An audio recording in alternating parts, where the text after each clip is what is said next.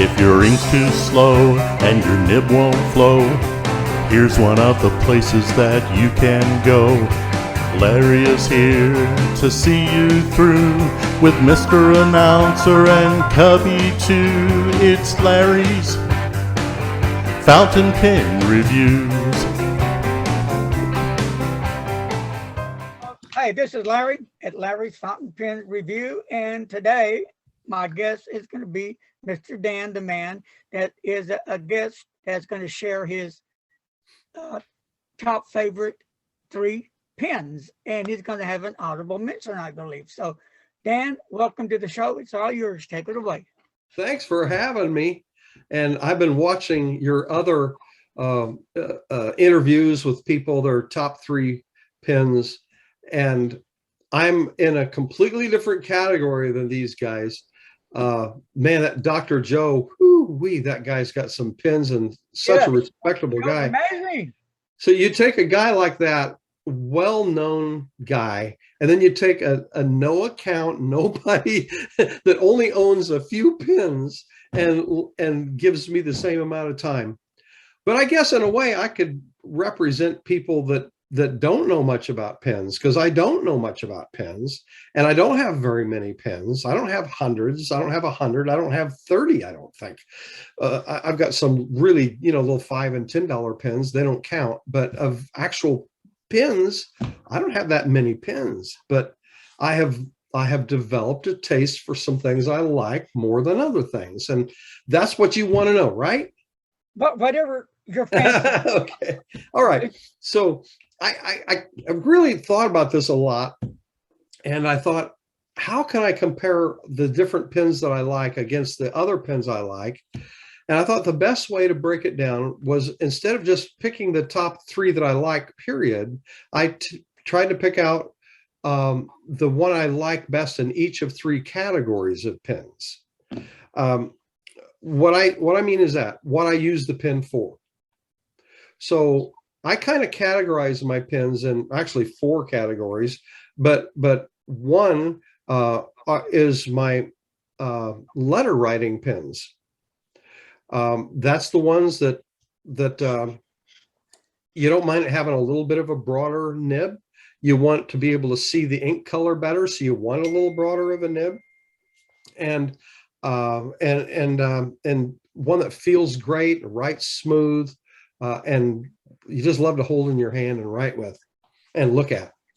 Okay, so my letter writing pens, and then my manuscript pens. Now, you may not know this, but I do. I write a lot. I get up about 3:30 in the morning, and I sit down in my easy chair back there. It's got a pillow in it right there, and you can see stacked up there next to it, a little table there, some Rhodia pads like this, and I've filled up several of these. And in the morning I write, and I'm putting together books to be published. They'll probably be put in digital format after I've handwritten them. But these are my handwritten notes. I sit there in the morning, I drink my coffee, read my Bible, and I write what's on my heart to write. And so I have pens that I use primarily for writing letters, and I have pens I primarily write with there. Those pens, I like to have something that is lighter in my hand. I'm still half asleep when I wake up. I don't want a really heavy pen in my hand. I want a light touch, something that I can write lightly with. And when I put it on the paper, I want it to just start pouring ink as I write, because it comes out of my brain and comes out of the pen. And I don't want to have to write over and scratch, fill in letters with blanks in them. I want it to just feel smooth and write just really with an easy touch. So those are my manuscript pens. So letter pens and manuscript pens. And then I have ledgers for different things I'm writing. They're like my manuscripts because I'm writing things in them, that some of which will perhaps be published. But these have lines in them that are very close together, and you don't have a very big width. So I look for pens in this category that I can write within a line as smaller letters. So with smaller letters, you have smaller spaces in your R's and in the different, B's and stuff like that. And I don't, with a broader nib, they're going to fill in with ink and it look blotchy.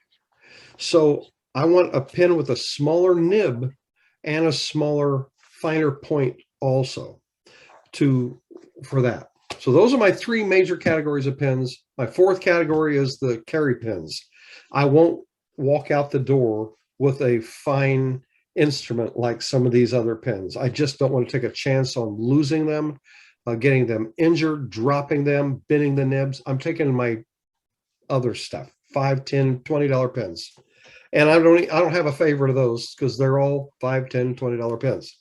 Some of them write really darn good.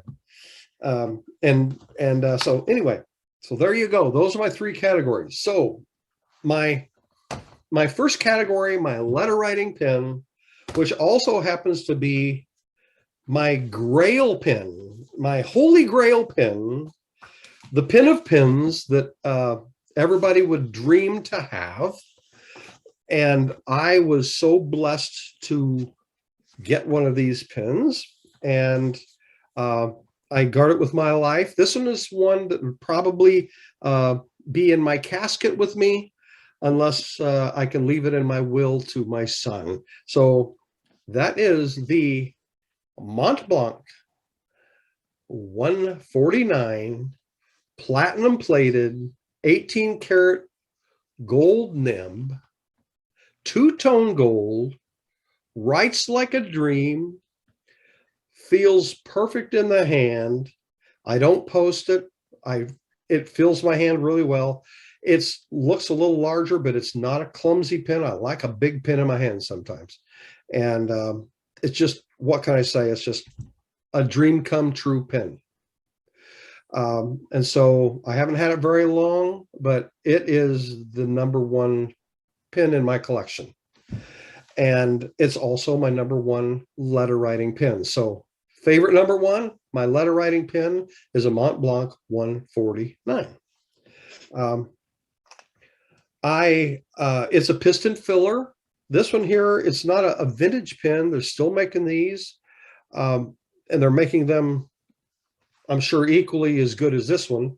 But this one here, I think, is about a 2017 edition of this pen. I looked up what the 149 means, and I don't, maybe most everybody already knows that stuff, but the Mont Blanc numbering system, the first number, the number one, stands for their collection. Actually, it has to do with their monetary value, and the top of their collection is their number one, which is their Meisterstück collection. And that means masterpiece. It's their cream of the crop of their pens for people like us. The middle one speaks of what kind of filler it has. If it has a 4, then it is a piston filling system. I think that includes, because the other one is, I think is one of the other numbers they use is a button filler. And I don't really know what a button filler is, but so I think that the piston fillers also would fall into that category. But I mean, cartridge converters. But this is a piston filler, and it's a screw-on cap. And I don't know all this technical weights and lengths and all that stuff, but I think most people know what the 149 is. The people that would watch this either have one or many or want one badly. So anyway, and then the last number 9 is the nib size, and that is a big nib. I'll hold it up and compare it to another pen in a minute. Okay, so that is my number one letter writing pen. And I think you said something about a letter writing sample. with this one here, I used the ink that came with it, which is Royal Blue, Mont Blanc Royal Blue. And this will give you a writing sample of what it looks like. And I like that color. It's not an extremely dark blue, has a little bit of a lavenderness to it, real pretty, but it just smooth as it can be writing. I love that pen. Okay, now for my manuscript pens, I probably spend more time writing with my manuscript pens than anything else, because I spend hours a day, every day writing. Whereas letters, I might write one letter a day or so. Sometimes they take a long time too, as you well know. Okay, so of my manuscript pens, this pen, I've got to tell you a little story on this pen. I got this from a guy that told me he was going to sell me a pen that was, it's an Omas Milord. Some people say my lord, some people say Milord, okay? And I got the pen, and it's the only pen I've ever acquired. When I first unwrapped it, my heart sank. I picked it up. I thought, oh my, what have I bought? It felt feather light compared to everything else. I didn't know how to handle the pen at first. I manhandled it. Being feather light, it requires a light touch. And that's perfect when I crawl out of bed in the morning. It's my #1 manuscript pen. I love this pen. I wouldn't sell it for anything. I love this pen. It is a vintage pen. I don't know why I didn't like it at first. I just don't know why. It just didn't make a good first impression. It just felt too light. And when I wrote with it, I think I was pressing too hard or something. But when I wrote with it, I thought, oh man, it writes, but it's not like, it doesn't seem like anything I'd write home about. But it didn't take me long when I discovered it one morning when I picked it up, because I rotate pens, picked it up in my manuscript, writing a manuscript page with it. And it was a soft touch. I just lay that thing on my paper, just start writing, and it just pours this perfect line, just a feather touch in my hand. I love the way this thing feels. I don't know what else to say other than I just love the heck out of this pen. I don't know all the specs about it, but I was going to see if I did write a page with it this morning. I wanted to see if I could find it for you to just get a sample of what my writing looks like with it. There it is. The ink I have in this one, I try to remember the ink I have in this one, I'm pretty sure is the Birmingham gunpowder, which is a black, but it's not a glossy black.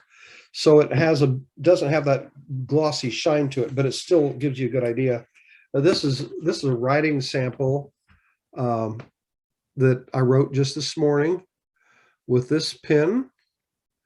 I'm writing about what it means to be in Christ, which is what every Christian is that puts their faith in Jesus. They are in Christ. And so that gives you an idea. And like, I don't know how to put it into words, but I mean, it's like when I get out of bed in the morning, it's like this, I want that light touch. I want that light pen in my hand. I don't want to have to manhandle the pen to get it to write. I just start writing. It just pours out of my brain right out onto the paper. And I love the feel of this pen.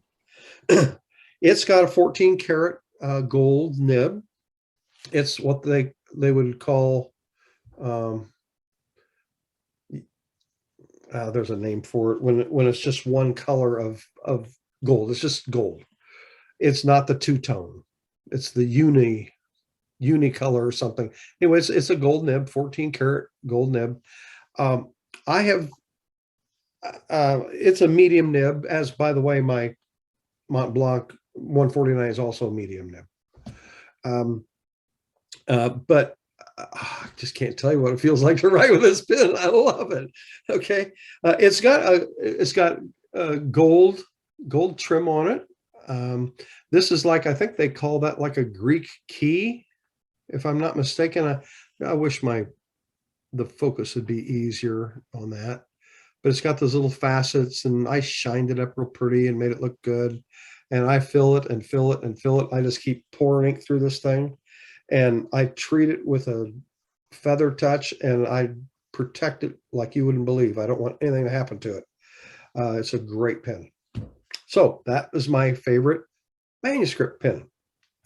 Then my favorite journal pen, I know some people might think I only like it because it's a Mont Blanc, but it's still my favorite journal pen, not because of what it says, because of what it does.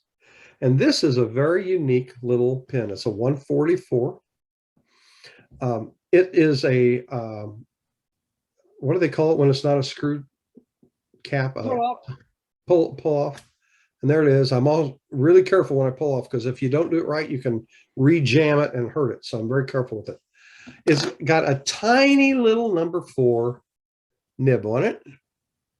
And to give you an idea of the difference, I don't know if the camera will pick it up, but look at the difference between these two nibs. This is a great letter writer, baby. I can put the ink out there and just lay it out there for all the colors to see. And this is a fine little nib. I think it supposedly is a medium nib, but it writes like a fine. Yeah. Okay. Writes like a fine. But I can write with this pen. It's Featherlight also, but most people would not write with this without posting it, because it is small in the hand. Yeah. But I don't care. I like that. I like it small in my hand, because when I write in this, like in the morning, I want to be able to just gently write in between letters. There's only one smaller than this in the Mont Blanc collection, and it is the one that's a homage to Mozart. They call it the Mozart. Do you have any Mozarts, Larry? No. Have you ever had a chance to pick one of them up? Or no, I have a Mont Blanc coming in, but it's not a Mozart. Yeah, it's not a Mozart. Okay. I'm curious, and it is smaller than this one. I'm curious how usable it is.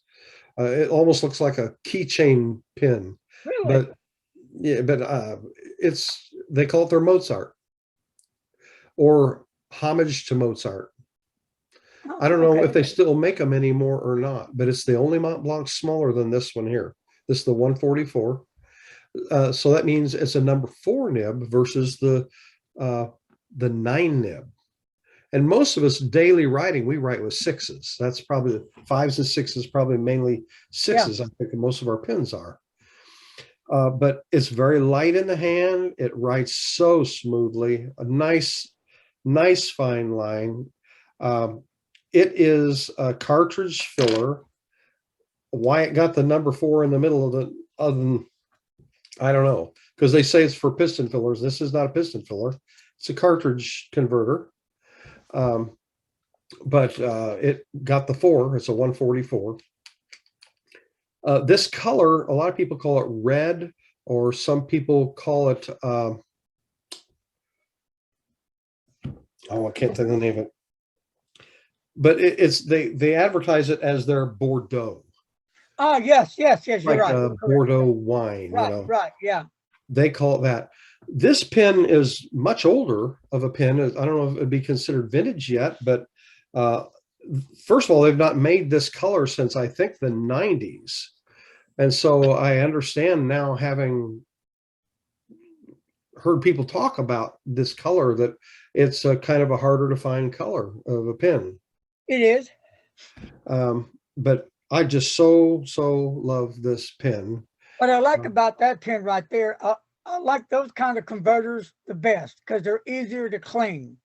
Now, the piston fillers on Mont Blanc, in my opinion, they're just so hard to clean, twist, pour out. Yeah. Those are easy. Yeah, and they're screw ends. Right. You know, I like that.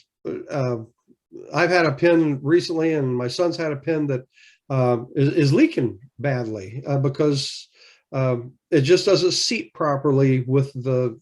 They don't give you much of a nib, isn't the right word, but the little thing that protrudes that you put your cartridge or your converter over. Some of them aren't not very long, and they don't seat very well, and they'll leak on you. The short cartridges. Not the cartridge, but what the cartridge attaches to in the pin. Okay, into the, right, into the nib feed and section into the section where it There's a goes little, it punctures the thing that punctures the thing. Some of them are too short. They're just flat too short. And I'm not going to tell you what the other pin is, but maybe I'll tell you personally later. But I like the screw-ons because they are a little bit safer to use. I think I have just one page here that I could show you. I rushed this just so you'd have a writing sample. So it's not a good example, but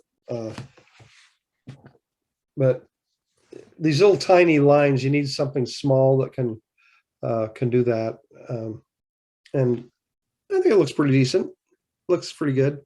If I were to use this big old 149 on that, it'd probably look kind of messy, you know, unless I turn it upside down. I don't want it to look messy. I want to be able to read what I wrote later. Okay, so those are my three favorite pens: my favorite letter writing pen, my favorite manuscript pen, and my favorite journaling pen. Honorable mention, this almost bumped one of the others, but you didn't let me have four, but you said I could have an honorable mention. So this is a pen I have fallen in love with. The second I saw it, I loved the way it looked. The second I held it, the more I loved it. The second I wrote with it, the more I loved it. This is a vintage Van Gogh. I don't know how old it would be, but if you notice, the clip is held on by a little screw that goes through the top. It still is a very snug clip. It's got a really nice band here on it. This is their Van Gogh. I don't know if you could get a Van Gogh today with a gold nib, but this has a gold nib. You typically tell somebody about a Van Gogh, they know it's a wonderful pen. It's a Visconti, wonderful pen. But this is more wonderful than most wonderful Van Goghs because this has a fine gold nib. And it has a little locking mechanism. They're making them better than this in the newer ones. You know, it works, but yeah, it could be a little sharper. Yeah. But it's got like a little chrome grip here. But the work on it here is like, it's not a demonstrator, but it's kind of almost is, because you can see inside of it. Right. Yeah. And this has a cartridge converter in it, and Visconti makes good converters too. They're decent. You know, some of them are really cheap, but not these. These are nice. But you know what, Dan, we should have asked Dante that day he was on that pen. Oh, really? I wish I had. What do you have to say? I'm just saying, it just hit me. We should have asked him. I forgot. Oh, yeah. Yeah, you're right. We should have. We should have. Yeah. This is a two-tone gold 14K fine, marked fine, and it writes fine. This is a very, very, almost what I would call an extra fine nib. I don't know the size of the nib. It's probably a 6. Yeah, but it looks like 6 from here. Yeah, but it almost a 7, but not. I think it's a 6. But man, I'm telling you, I don't have a writing sample ready for you to see that. But if I had to show you that writing sample of that up next to these, this really is a crossover. it could be used for different purposes. I write letters with it once in a while, but it's a very, very fine pen. I love journaling with it, and I love also when I rotate my journaling pens, it's one of my journaling pens, but it also is a crossover that I can also use it for my manuscript pens and also a letter if I want to. I just absolutely adore this pen. Not many people would let go of a pen like this to sell it to a guy like me, but I had a guy that really blessed me and let me buy this pen from him, and I've been taking very good care of it. I love it, and that is my honorable mention: vintage Visconti Van Gogh with a gold nib. Larry, do you know, can you buy Visconti's Van Goghs today with gold nibs? Do they I have manufacture yet them with to gold? see one that has a gold nib on it. No, I don't see those anymore. In fact, that's one of the first ones I've seen with a gold nib. And you know, just a regular Van Gogh nowadays price with the steel nib, they're running like $295. They're Wow. expensive even without Yeah, right. that Yeah. gold nib, because that name means Yeah. a lot, you know. And you know, when Yes, it does. Dante put these pens together, I mean, Dante is a super human pen guy. Dante I really enjoyed the guy. he's the creator of Visconti. Yeah. Dante just blows everything out the park. The man is amazing. Yeah. Do you think he does? Do you think he's the one that designed this one then? I don't know. He could have. He could have. It goes back a ways. I don't know how old this pen is. For a long time, Visconti. Yeah. Yeah. I'd say this has got to be at least 30, 40 years old, wouldn't you guess? Yeah, at least. Yeah. Yeah. But it's like new. It's like a brand new pen. And it'll always be like a brand new pen because I take care of my pens. Yeah. Yeah. You know? So those are my 3.5 favorite pens. Okay, So well, that's going to wrap it up. Before we go, you know, people have asked me through the years favorite pens and favorite inks, and I never can tell them which is a favorite because I love all of them. They all bring me some kind of pleasure in different ways. They all have their different personalities that I like. So, you know, one day or 1 week I may like these as my favorite, and the next week these. I could pick up, what is that pen, Mr. Announcer? I just mentioned the Platinum. The Prefontaine? Yeah, the Prefontaine right now I'm using. You know, that's a real low end pen. I just love the pen. It just, my moods change, and so my pens change. But I can tell you some of the brands I really love. I really love Mont Blanc. It's right there. Mont Blanc killer pen. And that's just my opinion. Everybody has their own. And also Visconti, Pineider, Pilot, Lamy, help me out or somebody, Delta, Noodlers, Monteverdi pens. I mean, it just goes on and on and on. It won't stop. Yeah. Okay, folks. Well, that's going to do it today. Thank you for joining. Thanks for having me. I appreciate it. A lot of fun on these favorite pens. So who knows? You may be next, folks. We're done for today. So Dan, we'll see you in a few weeks. Okay. Bye.